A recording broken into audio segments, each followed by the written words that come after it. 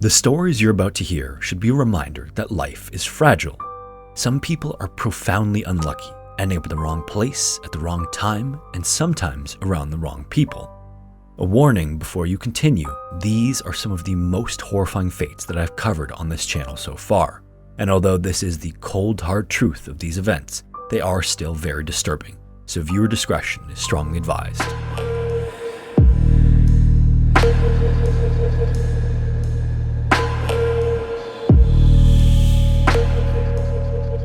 Yellowstone National Park is a national park in the United States that is famous for its wildlife and for its many geothermal features. Beneath Yellowstone is something called the Yellowstone caldera, which is actually the largest volcanic system in all of North America. The magma chamber that is underneath Yellowstone is thought to be a single massive chamber that is 37 miles long, 18 miles wide, and 3 to 7 miles deep. At some point, this chamber is expected to erupt like it has at least 3 times in history and decimate most of North America. This caldera is responsible for much of the geothermal activity visible on the surface and manifests as geysers and hot springs. In fact, one of the most famous geysers in the entire world is located here, known as Old Faithful, because it erupts a jet of water every 60 to 90 minutes.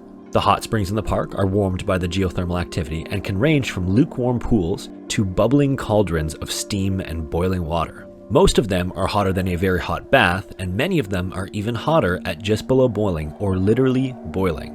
Since 1870, 22 people have died in the park in the hot springs from either accidentally falling in or from carelessness, except for one. On July 20th, 1981, 24-year-old David Allen Kerwin was driving through Yellowstone in an area known as Fountain Paint Pot Thermal Area. This is an area that has a bunch of brightly colored blue, green, and orange hot springs that range from hot to boiling. He was driving with his friend Ronald Ratliff and Ronald's dog Moosey. At around 1 p.m., they parked in one of the visitor areas so they could get out and check out the colorful hot springs. As they were getting out, Moosey managed to jump out of the truck and took off towards the hot springs and immediately jumped right into a pool known as the Celestine Pool. Moosey immediately started yelping in pain from the water because the Celestine Pool he had jumped into has been measured at just a few degrees below boiling. David and Ronald sprinted over to the pool and got to the edge and called to Moosey, but in his panic, Moosey wasn't able to swim over to them. So, David decided that he couldn't just stand by and let Moosey die, and so he got ready to jump in the water after him. Some other visitors to the park noticed that he looked like he was going to jump in and tried to warn him not to jump because of how hot the water was. But David was determined to save Moosey, and so he brushed them off, took 2 steps back, and then dove in head first into the boiling water. He swam out to Moosey in the almost boiling water, and when he got him, he grabbed him and began swimming back to shore, but before he made it back, he slipped under the water. He ended up having to let go of Moosey and swam back to the edge all alone. When he got to the edge, he was already so weak that he could barely make it out, and Ronald had to help him out. In that brief second helping him out, Ronald even suffered at second-degree burns, pulling him out of the water. Some other visitors helped David to the sidewalk, and reality had begun to sink in, and David would even say, quote, "That was stupid. How bad am I? That was a stupid thing I did." Exposure to the boiling water had left David blind and with third-degree burns on 100% of his entire body. Some of the visitors then tried to help David get his shoes off, and in doing so, most of the skin peeled off of his foot. In fact, skin was peeling off of most of his body. He was eventually taken to Salt Lake City Hospital, but died the following morning from his burns. Unfortunately, Moosey wouldn't survive either. Although David acted bravely to try to save Moosey, ultimately, it was a decision that cost him his life. In the history of the park, many of the burns that visitors have gotten have been from saving pets that have accidentally gone into the boiling pools, because as beautiful as they are to look at, these pools are just extremely dangerous. Before dawn on October 11th, 2012, Jose Melena left to go work in Santa Fe Springs, California, where he worked as a maintenance worker for a canned goods food company called Bumblebee Foods. That morning, Jose was going about his day, performing his normal tasks, which included maintenance on one of the large machines in the factory. He walked into a large cylindrical opening of the machine and headed towards the back where the maintenance needed to be done. As he was working, all of a sudden, these giant pallets of tuna cans started rolling into the machine and blocked him at the back of the machine where he was doing the repair. Jose would have likely called out to the person who rolled the pallets in, but because of how loud it was in the factory, they weren't able to hear him. Then, Jose would have heard the horrifying sound of the door of the machine closing. What had happened was that his coworkers thought that he had gone to the bathroom and didn't realize he was inside the machine. Not thinking that anyone was in there, they then loaded all of the tuna cans in order to sterilize them, because the machine that Jose was working on and that his coworkers had just blocked him into was actually a giant pressure cooker. Inside the machine, with the door closed, Jose would have known that there was no way for his coworkers to know that he was in there. Then, even worse than the sound of the door closing, Jose probably would have heard the horrifying sound of the giant industrial oven turning on to sterilize all of the cans blocking him in. Over the next 2 hours, the temperature of the oven went up to 270 degrees and cooked Jose alive. Later on, one of the managers of the factory started asking around about Jose's whereabouts and even made an announcement over the loudspeaker. But it wasn't until the oven was reopened and the tuna was pulled out that they found Jose's body. In the aftermath of the event, Bumblebee Foods agreed to pay $6 million for violating a number of safety rules. In addition to the fine paid by Bumblebee Foods, 2 managers at the facility were fined $30,000 each for not following procedures that also contributed to Jose's death. In Colombia, about 80 miles west of the capital city of Bogota, there is a mountain known as the Nevado del Ruiz that stands a staggering 17,500 feet. Nevado del Ruiz is nicknamed the Sleeping Lion because it isn't an ordinary mountain. It is actually a volcano that has been partially dormant since 1845. In 1845, when the volcano last erupted, over 1,000 people were killed in the valleys nearby. Over the years since then, the volcano began to show signs that it might erupt once again. These started off with just some small steam releases and then the occasional tremor, but then in September of 1985, the tremors from the mountain became so powerful that officials started to create evacuation plans for the nearby villages. By October, they had created a hazard map to distribute to the residents to show where debris might land or where lava flows might occur in the event of an eruption. Unfortunately, the map was poorly distributed and many of the residents in the nearby villages never received anything at all. In particular, there were many high-risk areas that had been constructed in the direct path of potential lava flows because the volcano had been dormant for so long. In one of these nearby villages lived a 13-year-old girl named Omaira Sanchez. Omaira was born on August 28, 1972 in the village of Armero with a population of 31,000 people. She lived with her father Alvara, who was a rice farmer, her mother Maria, a nurse, her brother, and her aunt. On November 13, 1985, about midway through the day, there were a series of long earthquakes that started off strong and then died off very slowly. A volcanologist by the name of Bernard Chouette noticed these earthquakes and tried to alarm his colleagues that these were signs of an eruption. Then, at 9:08 p.m., Nevado del Ruiz erupted, sending rocks and debris more than 30 kilometers into the atmosphere. The eruption created a cloud of superheated gas that melted snow and ice at the summit of the mountain. This then combined with rocks and mud into 4 thick mud flows known as lahars that sped down the mountain into the nearby valleys at around 6 meters per second. Along the way, as they picked up debris, they grew to be 50 meters wide and 2 meters deep. One of these lahars headed straight for Armero. Just before 11:30 p.m., the electrical grid was knocked out in the town and the residents were in complete darkness. Then at 11:30 p.m., a lahar flooded into Armero and covered almost the entire town in a thick layer of mud. Over the next several hours, 2 more waves would sweep into the town, killing over half of the population and destroying most of the buildings in their wake. At some point during this destruction, the home of Omaira Sanchez was struck by a lahar, destroying it instantly and crushing her father and aunt. Omaira survived the initial impact, but the concrete foundation of the home had landed on her, pinning her in place. Even worse, the lahar was mixed with water that left a flood as it passed through, so Omaira was stuck almost neck deep in water. For a variety of reasons, the rescue operation didn't start until a few hours after the town had been struck. This left many of the residents who were still alive stuck trapped under debris and mud in horrible conditions before rescuers started to arrive, including Omaira. Omaira also had debris that had landed around her when her house had collapsed. In the first hours of being stuck, she was able to move some of the debris off of her in order for her to be seen by rescuers when they arrived on scene. When rescuers did find her, it took almost the entire day after the eruption to clear enough debris in order to actually reach her. When they were finally able to reach her, they were able to assess the situation and found that the debris that was pinning her in place was essentially a concrete wall. This made it almost impossible for them to just pull her out of the water without breaking her legs. The first journalist to arrive on the scene described Omaira as being in good spirits much of the time, despite the awful situation that she was in. At times she was scared and cried, but at other times she was hopeful and prayed. As she waited to be rescued, she ate sweet foods and drank soda and would sing to the journalists on scene after agreeing to do some interviews. Over the next day, rescuers tried a bunch of different things to get Omaira out from under the rubble. When they tried just pulling on her, the water splashed around and made it difficult for her to breathe, and so they placed a tire around her to keep her afloat. Divers then went into the water where she was pinned to assess the situation and found that horrifically, before being crushed, her aunt had wrapped her arms around Omaira's legs. They also found that the debris that was pinning her in place would require heavy equipment to be lifted up. On day 3, the effects of gangrene and hypothermia had begun to set in, and Omaira began to hallucinate. It was on this day that journalist Frank Fournier arrived in Armero to conditions much worse than he could have ever imagined. Many of the people who had been trapped on day 1 were still trapped 2 days later. Instead of an organized and fluid rescue, he arrived to chaos and desperation. There were just so many people trapped and so much debris and so few resources that rescuers couldn't reach many of them. On top of that, there just weren't enough rescuers. Most of them were either civil defense workers or Red Cross volunteers. The Colombian government was criticized in the aftermath of the event for its poor response to the disaster. Some reports show that none of Colombia's 100,000 person army or 65,000 person police force were dispatched to join the rescue.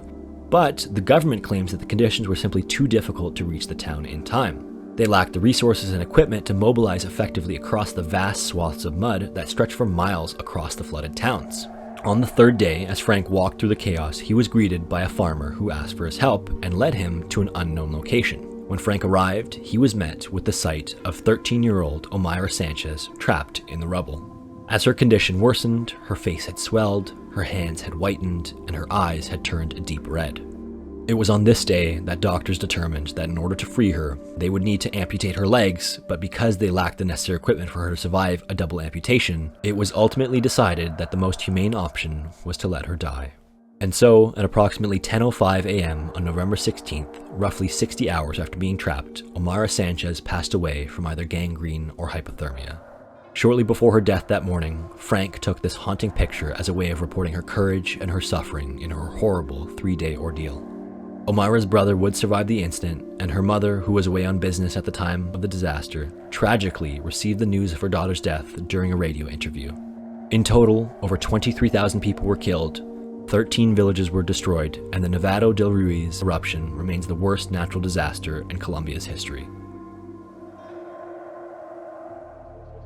On January 30th, 2016, a woman named Wu entered the elevator of her building in the Chinese city Xi'an. She pushed the button for the 15th floor and then stood in the elevator waiting for her floor. Just after the 11th floor and before the 12th floor, the elevator malfunctioned and came to a stop. 2 maintenance workers were called to investigate the malfunction and figured out it was a mechanical issue that required a specific part in order to be repaired. They then banged on the door and called out to see if anyone was in the elevator, but heard nothing from inside, and so they shut the power off. This was a huge mistake. They should have opened the doors of the elevator to physically check if anyone was inside first. The building she lived in had 2 elevators, and so residents were instructed to use the other one until the malfunctioning one could be repaired. Inside the other elevator, Wu sat in complete darkness, trapped and with no one coming to help her. The maintenance workers returned on March 1st to perform the repairs, and when they opened the doors, they were horrified to find the decomposing body of Wu. On the inside of the elevator, they found scratch marks from where Wu was desperately trying to claw her way out, and her hands were supposedly mangled from scratching at the doors trying to escape. Although it's unclear exactly how long Wu survived in the elevator, it's likely that she died of dehydration a couple days after the power was cut off. Wu also lived alone and seems to have had minimal contact with friends and family because no one contacted the authorities in the month that she was missing to report her disappearance. Foul play was ruled out, but the maintenance workers who negligently shut off the power were charged with involuntary manslaughter because of their carelessness. Wu was 43 years old at the time of her death. On October 4th, 2007, a law known as Grant's Law was passed in British Columbia, Canada. This law required gas stations in the province to make 2 critical changes to their procedures. First, it required that drivers have to pay for their gas before filling up, and second, it required that all employees working between 11 p.m. and 6 a.m. are accompanied by another employee. The reason this law was passed was that had it been in place on March 8th, 2005, it could have prevented something horrifying from happening. That night, on March 5th, 2005, Grant DePatie was working at a gas station in Maple Ridge, British Columbia. At some point during his shift, 16-year-old Darnell Pratt pulled into the gas station to get gas. Unbeknownst to Grant, Darnell was drunk and never intended on paying for the gas. After he pumped his gas, he got into his car and began driving away. When Grant saw this, he tried to cut Darnell off in an attempt to prevent him from stealing the gas. Grant got in front of his car thinking that Darnell would stop, but Darnell didn't. He hit Grant and kept going. Grant then got lodged somewhere underneath the car and was subsequently dragged for 7.5 kilometers before Darnell finally stopped.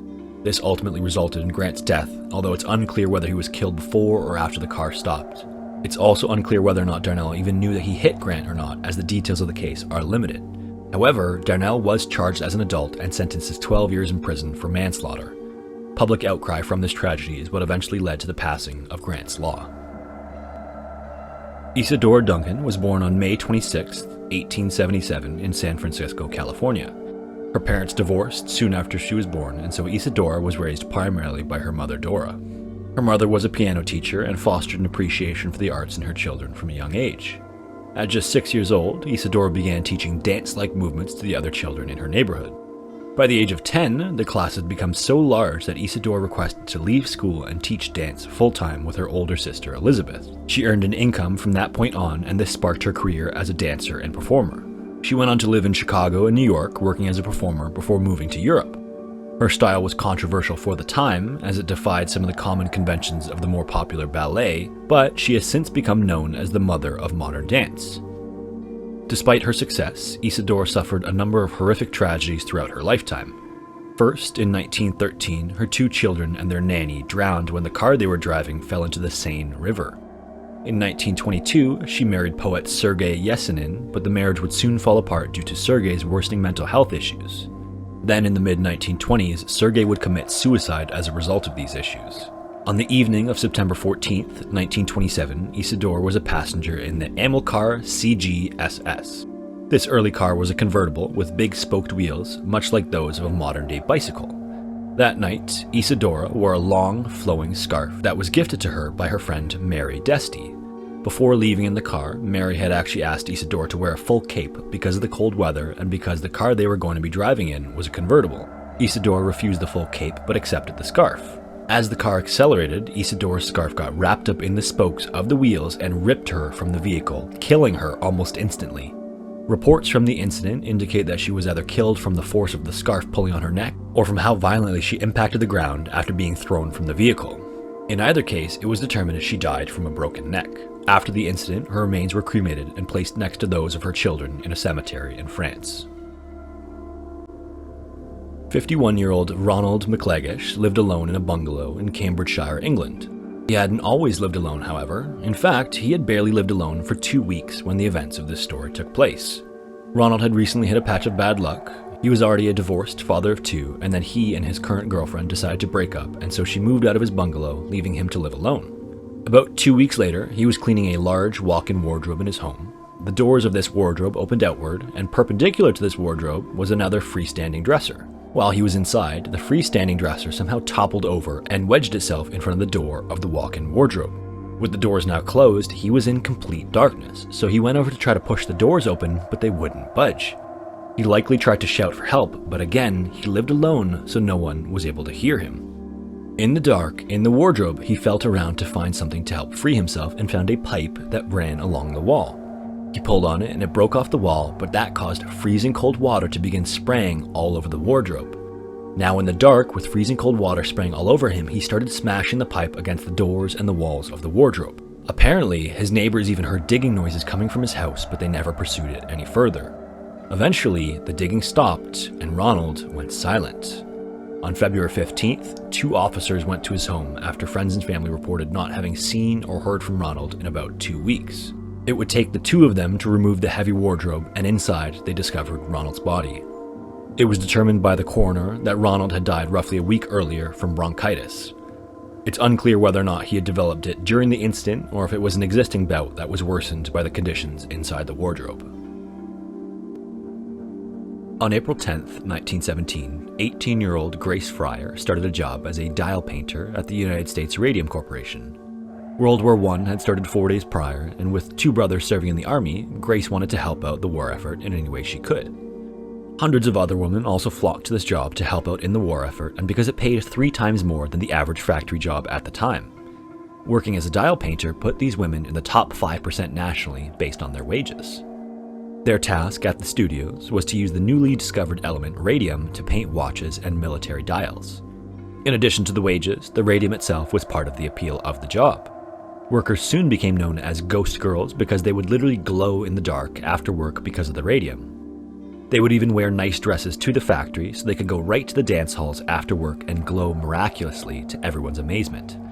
Some workers even went as far as to paint their teeth with the radium paint to really stand out. At the studio, they used a technique known as lip pointing, where they would slip the paintbrushes between their lips and create a fine point. Each time they would do this, they would ingest a small amount of paint. Naturally, prior to starting work there, girls would ask whether or not this was dangerous, and managers always reassured them that it was perfectly safe. This, of course, was not true. Radium had been known to cause harm since its discovery by Marie Curie 20 years earlier.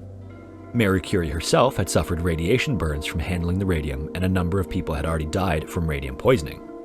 People in the plant even knew it was dangerous because the men who handled it in large quantities wore lead aprons and handled it with ivory tongs. The dial painters, on the other hand, never even got a warning. This is because the thinking at the time was that radium was not harmful in small amounts. It was even touted as health promoting and was used in all sorts of products like radium tonic, cosmetics, butter, milk, and even toothpaste. Newspapers even claimed it added years to your life. This false perception was based on research conducted by the radium firms, who had built an industry around the lucrative product, so they ignored all the danger signs in favor of profits. In 1922, a friend of Grace's named Molly Maggia had to quit because she came down with an unknown sickness. It started off as a simple toothache, and so she went to the dentist and ended up having the tooth pulled. Then it happened to another tooth, and then another, and each one that fell out was replaced by a dark, oozing ulcer. Her limbs then began to ache, and it got so bad that she was eventually unable to walk. By May of that year, Molly had lost almost all of her teeth, and the infection had spread to her lower jaw, the roof of her mouth, and even the bones in her ears. When she went to the dentist was poking around her mouth, and he literally pulled her jawbone out with his fingers because it was so brittle and decayed. Molly was literally falling apart, and Grace was beginning to have issues now too. She started getting pain in her jaw and feet, and soon many of the other girls began to have issues as well.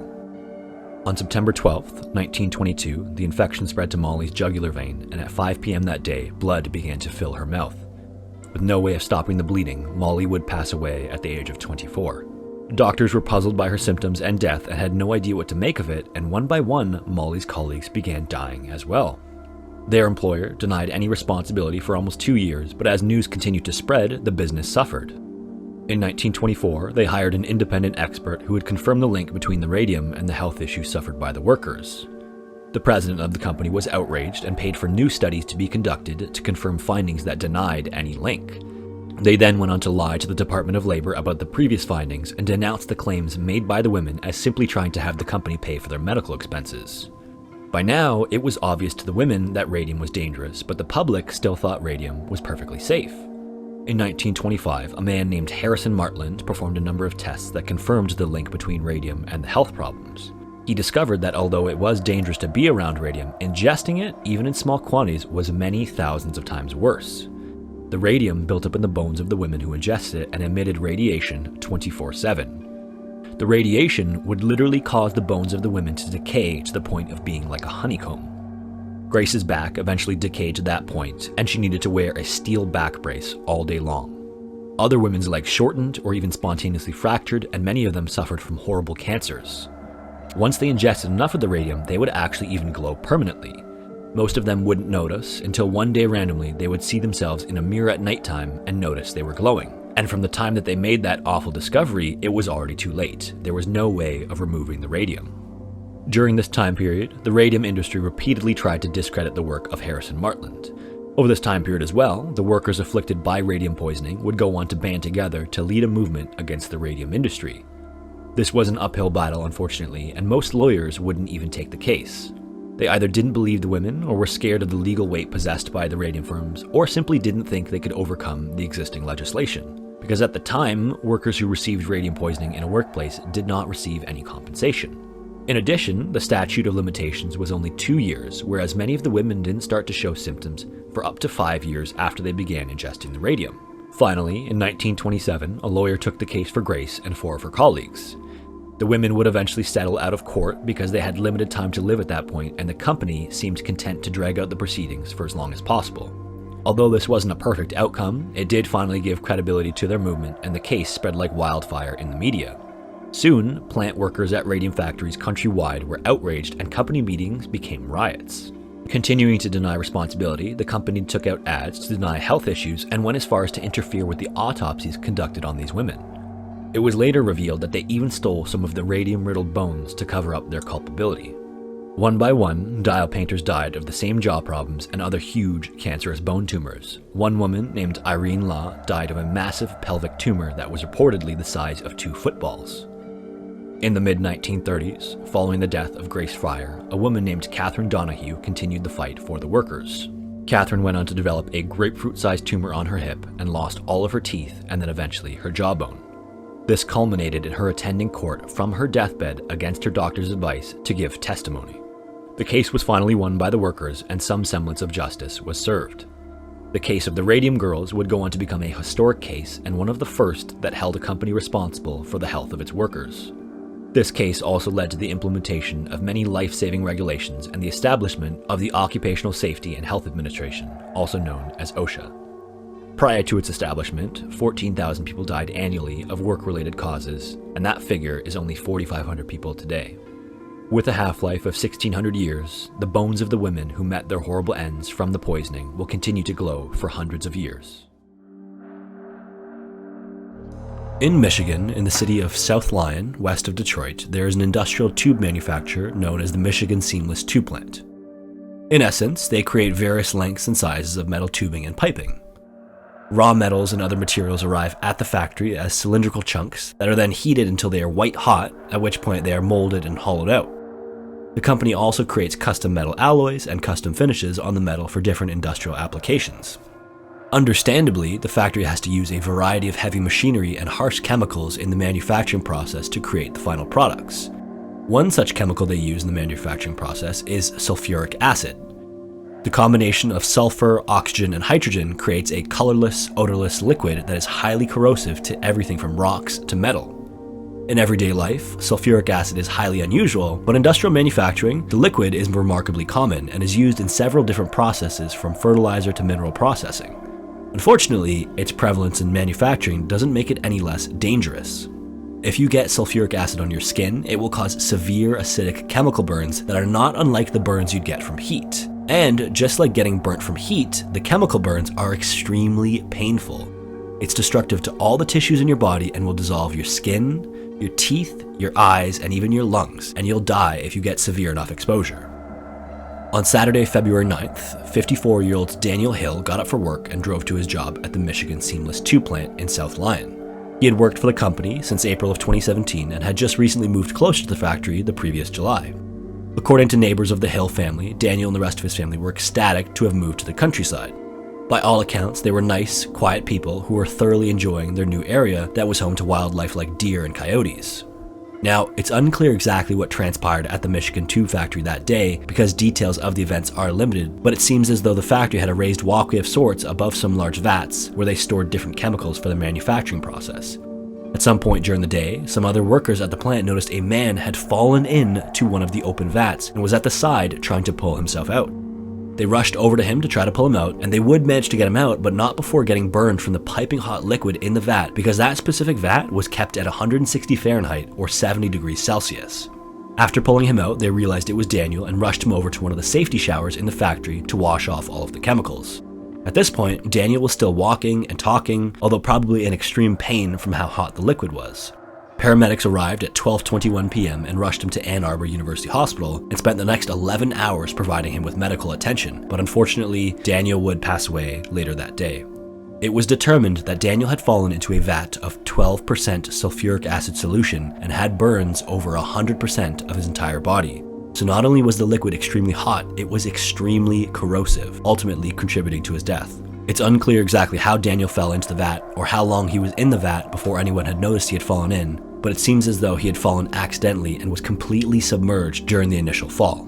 In an investigation of the incident, the Michigan Seamless Tube Plant received fines totaling $93,000 for several safety-related concerns, including zero training for at least 18 workers about hazardous energy sources. Orcas, or killer whales, despite their name, are actually members of the oceanic dolphin family and are the largest member of this group. With no natural predators, orcas are the apex predators of their environment and possess sophisticated hunting techniques due to their intelligence. They are also highly social and form stable family groups that pass unique vocalizations and behaviors across generations.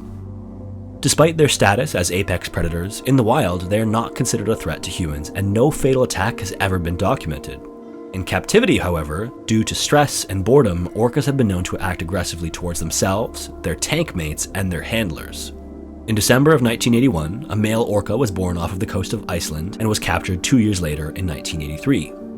A year after that, he was transferred to Sealand of the Pacific in Victoria, British Columbia, where he was nicknamed Tillicum, or Tilly for short. Tilly would later grow to be the largest orca in captivity ever at 12,500 pounds and 22.5 feet long. His pectoral fins stretched 7 feet out on either side, and his fluke was 6.5 feet long, although it was collapsed as is typical of orcas in captivity. In his first years at Sealand, he lived in a tank with 2 older female orcas. As a result of their matriarchal social structure, Tilly was abused by the older female whales, who acted aggressively towards the young male. It got to the point that staff at Sealand had to remove him from the tank and keep him in a smaller medical pool for protection. On February 20th, 1991, part-time trainer and marine biology student Kelty Byrne was cleaning the area around the tank when she slipped and fell into the pool with the 3 whales. When she slipped, she managed to grab the edge of the pool, so only half of her body was submerged, but as she tried to pull herself out, one of the whales grabbed her and pulled her under the water.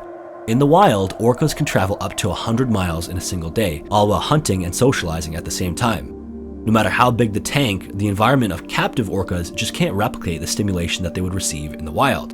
In addition, the objects that they do receive in their tank are typically toys that they're allowed to play with.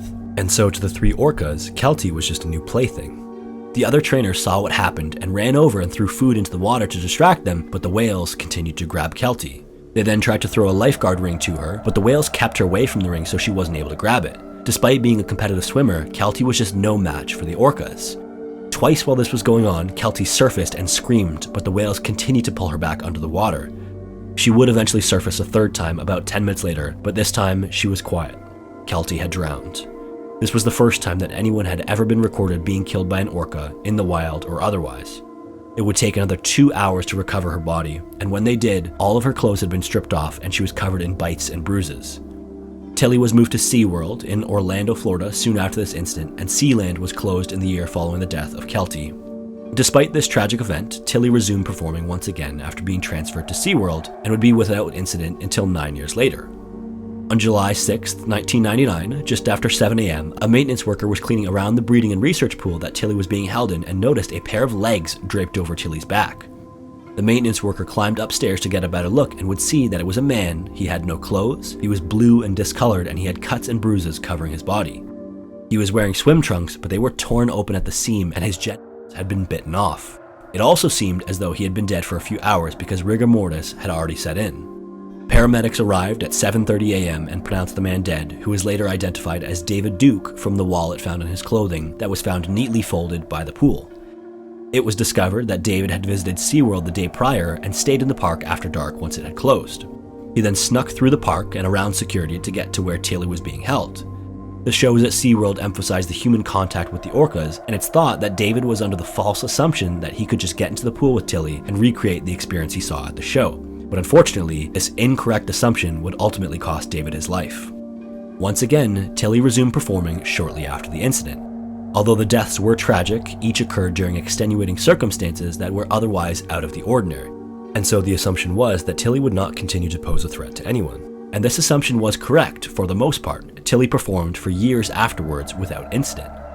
By 2010, Tilly was performing in a show called Dine with Shamu with senior trainer Dawn Brancho.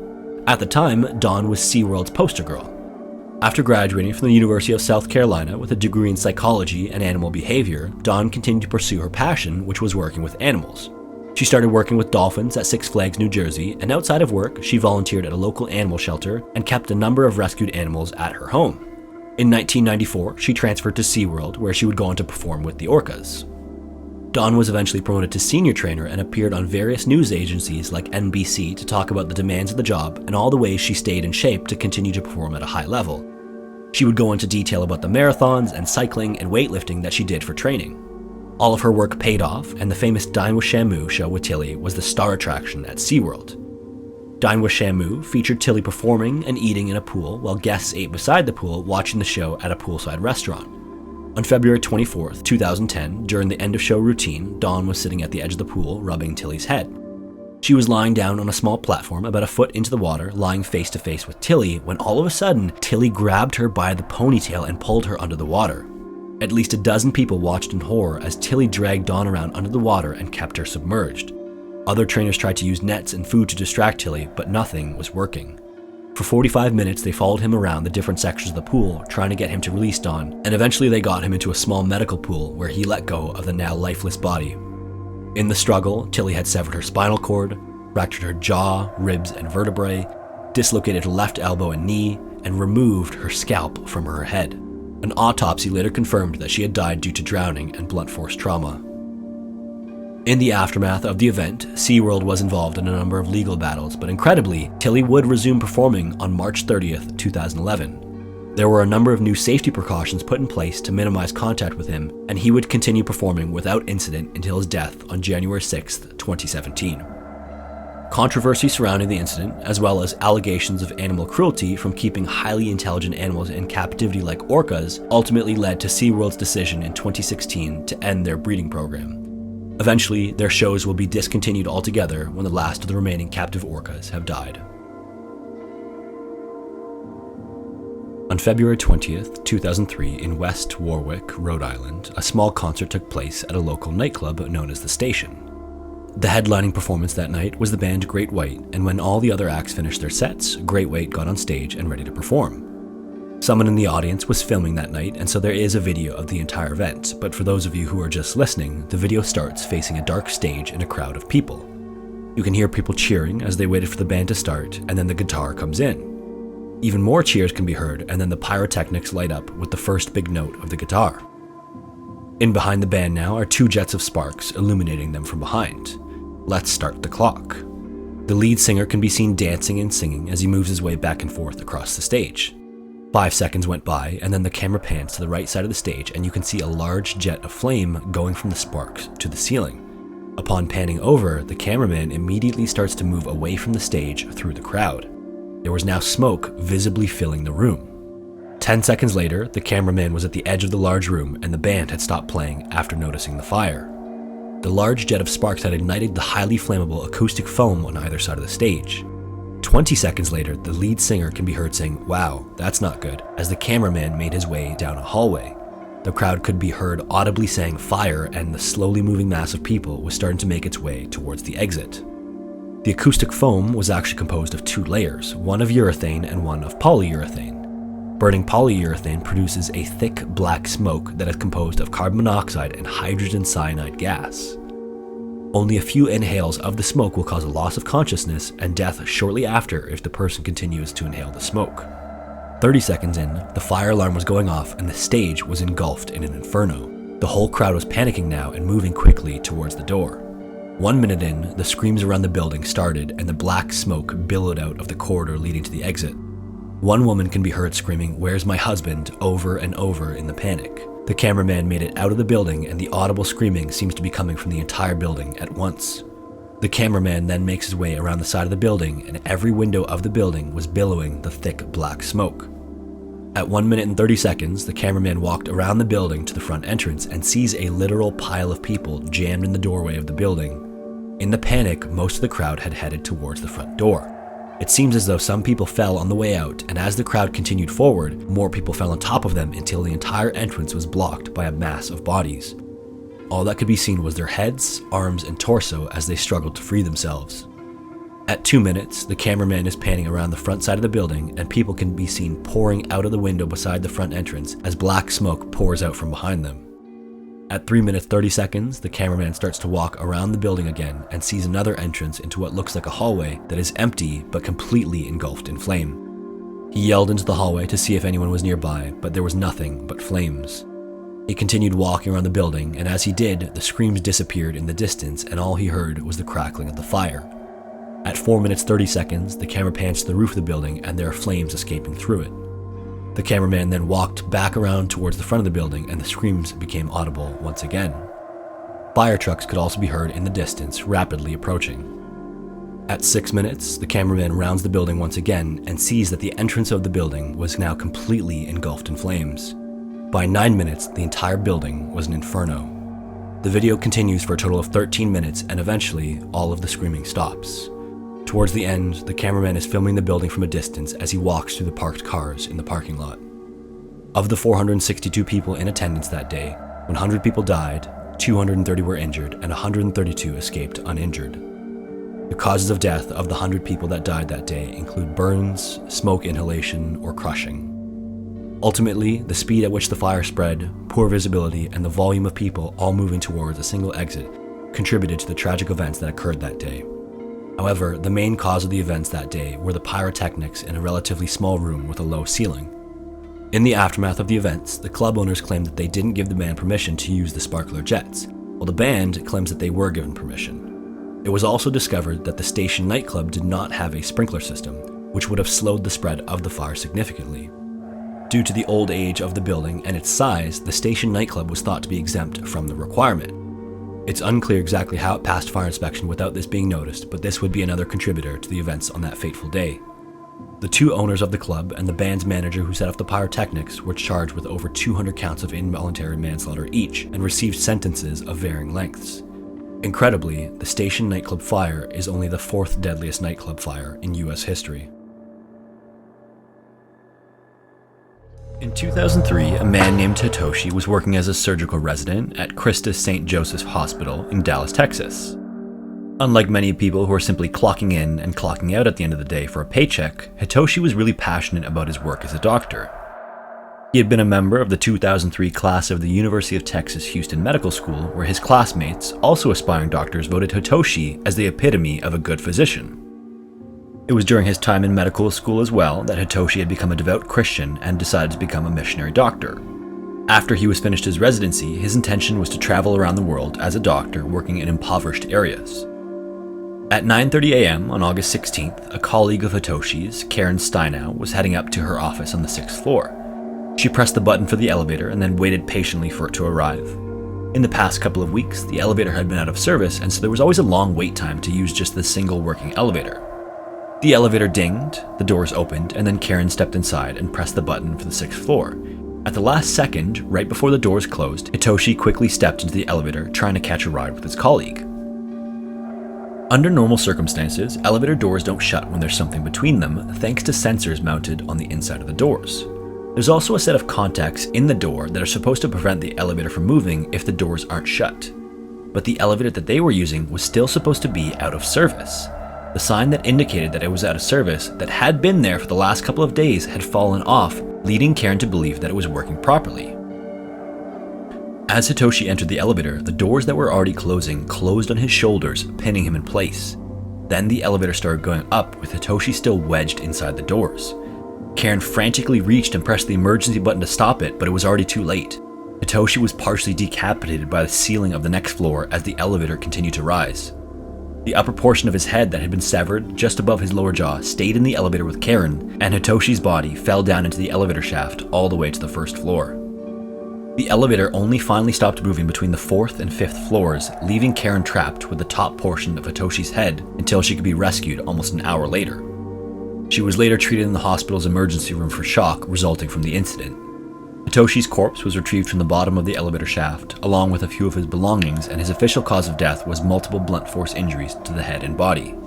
It was ultimately found that just a few faulty wires were responsible for the elevator malfunction, resulting in Hitoshi's tragic death. Taphophobia is the fear of being buried alive, and although this is extremely uncommon today, before modern medicine, this fear was not entirely irrational.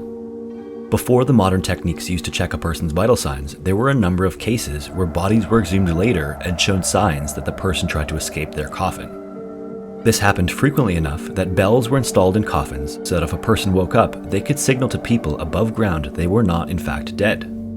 One well-documented case of premature burial was a woman named Alice Blunden in 17th century England. Alice drank a large quantity of poppy tea from unwashed poppy seeds containing the opioids morphine and codeine. The amount that she consumed caused her to pass out, and then a doctor mistakenly pronounced her dead. Alice's family quickly made the arrangements for her burial, but then just 2 days later, kids playing near where she was buried heard strange noises coming from the ground. The noises they heard were the muffled screams of Alice asking for someone to rescue her. The frightened kids told their headmaster what they had heard, but instead of checking out the noises, the kids were disciplined for telling lies. The following day, the headmaster finally checked the grave out for himself and heard Alice's cries for help. For whatever reason, the grave couldn't be excavated without proper permission, and so it wasn't until late in the day when the coffin was finally opened. Alice's hands and arms were bloody from trying to escape her coffin, and because she had just spent 2 days buried alive, she was actually now on the verge of death. Noticing this, her family returned her to her grave and had a guard stand watch overnight. That night when it started raining, the guard left his post and went to the local pub instead.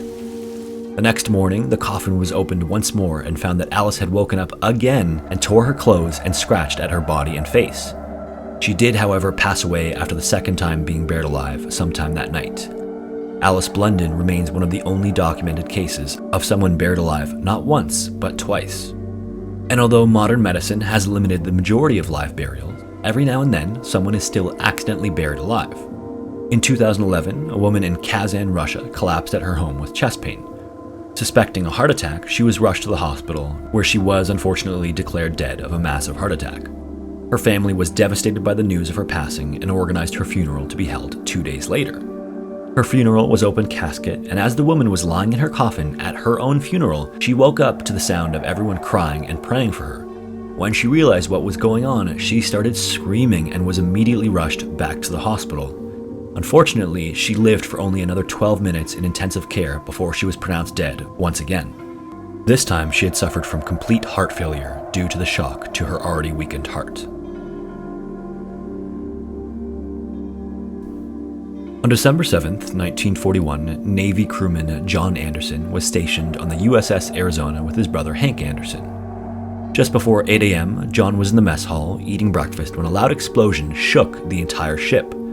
John looked around and asked what the explosion was and saw that one of the cooks had his eyes glued to the port windows. He called John over and the two of them went out onto the deck and saw hundreds of planes in the sky bearing the iconic red dot of the Japanese Imperial Army. The two of them looked at each other and knew what that meant. According to John, everyone had a feeling that an attack was imminent. They just weren't quite sure when it would happen. And this was the attack that they had all feared. He ran back to sound the alarm on the ship, but before he could, a bomb literally fell in front of him and blew him inside a nearby hatch. Now the entire ship was being strafed by machine guns from the sky, and bombs were falling all around them. All he could hear were the screams of his crewmates as they were torn up by the assaulting gunfire. John sprinted over to a turret and jumped into the seat, ready to fire back on the Japanese ships, but there were no ships in sight. It was all planes. The turret he was sitting in didn't have the mobility to fire up into the sky, and so he told the captain that he wouldn't be any use just sitting there. Instead, he asked if he could go and join the fight with his brother on the upper deck of the ship, where he would be more useful. The captain gave him permission, and so John quickly asked a few other crewmen if they would come up with him, so they all started climbing up a ladder through a trapdoor to the upper deck. When they reached the top of the ladder, there was a massive explosion, and the shockwave that came from it knocked everyone across the deck. John was knocked on his back by the shockwave, and when he stood up and looked around, there was a man who was laying there unconscious and on fire. So he grabbed the man and dragged him out of the fire and patted him down to put out the fire, ultimately saving the man's life. Small rescue boats started pulling up to the side of the ship to transport people to shore, and John was ordered to get into one of the boats, but he refused. His brother was still on the ship somewhere, and there was no way he was leaving without finding out if he was still alive. Deep down, though, it's likely that John knew that the giant explosion a few moments ago had killed his brother. And the USS Arizona was sinking rapidly now, and any minute it would be fully submerged in the Pacific Ocean. John still refused the orders, explaining to the officers that he wasn't going anywhere without his brother. Then another bomb exploded on the turret that John had been sitting in just a second ago. The explosion sent it sliding off the side of the deck and down into the Combat Information Center, where it also exploded, killing a bunch of the officers inside. A lieutenant grabbed John and pushed him in the boat, and before John could react, the boat was already moving away from the ship and toward the shore. John cried out that he didn't want to leave, but there was just nothing he could do. But after getting to the shore and dropping off some of the wounded soldiers, John would actually convince the others to let him take the boat back to the Arizona. When he got back to the Arizona, he did manage to rescue 3 more crewmen who were right near the edge of the ship, but it was clear that anyone else who had still been on the ship could no longer be reached. Between the fire and the explosions, it was just impossible to get onto the boat and look for anyone else. John left the ship once again, knowing that his brother had almost certainly already died. Meanwhile, all of the bombing and machine gun fire was still going on all around them. On the way back to shore, a shell hit their boat and exploded, killing everyone but John. After all of the trouble of navigating through the machine gun fire, getting back to the Arizona, the mission ended up being in vain anyway. John was thrown into the water that was now coated with flaming oil leaking from the ships, so he had to swim as far as he could underwater, trying to surface outside of the radius of the oil. He would eventually make it back to shore, trying to look for survivors as he went, and when he got back to shore, he was so exhausted from swimming, he just collapsed onto the sand. He looked up into the sky, and there were so many Japanese planes still, he assumed that a new wave had been sent. As they got closer and closer to his position, he had no choice but to get up and run for cover. He took off running and luckily managed to find a rifle and some ammunition, and then took cover in a crater that had been made by one of the Japanese bombs. As he waited in the crater, another survivor happened to go by, and the two of them took shelter there for the night. The following morning, search and rescue operations happened to pass by the crater where John and the other survivor had taken shelter. The two men joined the group and were eventually sent to a nearby base on Ford Island, where they were greeted by 200 other members of the Arizona crew who had survived the attack. The attack that John and the others had just lived through is known infamously as the attack on Pearl Harbor. This attack by the Japanese Imperial Navy was actually a surprise attack on the still neutral United States during World War II. 353 Japanese aircraft were launched from 6 aircraft carriers stationed in the Pacific Ocean near the island of Hawaii, with the goal of crippling the United States Pacific Fleet. Over the course of 7 hours, there was a series of coordinated attacks on the Philippines, Guam, Singapore, and Hong Kong. In the attack, more than 180 US aircraft were destroyed, over 2,000 people were killed, and a further 1,000 were wounded. A number of important military bases were destroyed, all of the Navy battleships stationed in the harbor were damaged, and 4 of them were damaged badly enough that they actually sank.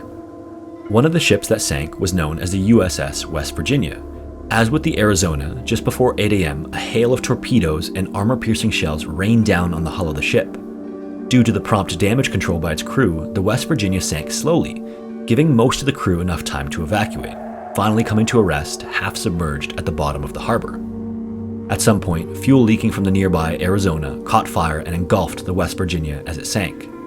After the fires were finally extinguished, 103 men from the West Virginia were found to have been killed in the attack. During the rescue efforts the following day, the harbor was almost as noisy as it had been the day prior, between the sound of fireboats spraying the Arizona and the hammers against the overturned USS Oklahoma. There was also a rhythmic banging sound coming from the West Virginia that everyone assumed was just a piece of loose rigging that was slapping against the hull in the waves. The following morning at dawn, when everything was quiet, the rhythmic banging was still there. Everyone soon came to the horrifying realization that the banging was coming from men still trapped deep in the hull of the West Virginia. At some point during the attack, as the West Virginia sank, 3 men got stuck in an airtight storeroom. With the ship firmly stuck in the mud at the bottom of the harbor, they had very few options to rescue the trapped men. Over the course of several days, rescue teams continued to hear the rhythmic banging as they figured out what to do. Marines stationed on the docks near the boat covered their ears. The horror of the banging was just too awful knowing the circumstances of the trapped men. Eventually, the rescuers also came to the realization that there was no way to save the trapped men. They couldn't cut a hole into the room or it would flood the room and drown the men. They also couldn't use any torches because the entire boat was covered in a slick, oily layer from all of the fuel. A week went by and the banging could still be heard. Then at around 2 weeks, the banging stopped and the hull was silent. 6 months later, the West Virginia was finally raised from the water and the bodies of the 3 men were recovered. They were identified as 18-year-old Ronald Endicott, 20-year-old Clifford Olds, and 21-year-old Lewis Costin. Tragically, the men had created a calendar on the wall of the storeroom to mark the days they lived. It would take a total of 16 days, marked by the red pencil found in the room, for the men to finally die of dehydration after their rations ran out. Truly a horrifying ordeal. If you made it this far, I just want to thank you for watching. If you have a story suggestion, feel free to send it to the email found in the description. If you want to support the channel, give this video a like. And once again, thank you so much for watching, and hopefully I will see you in the next one.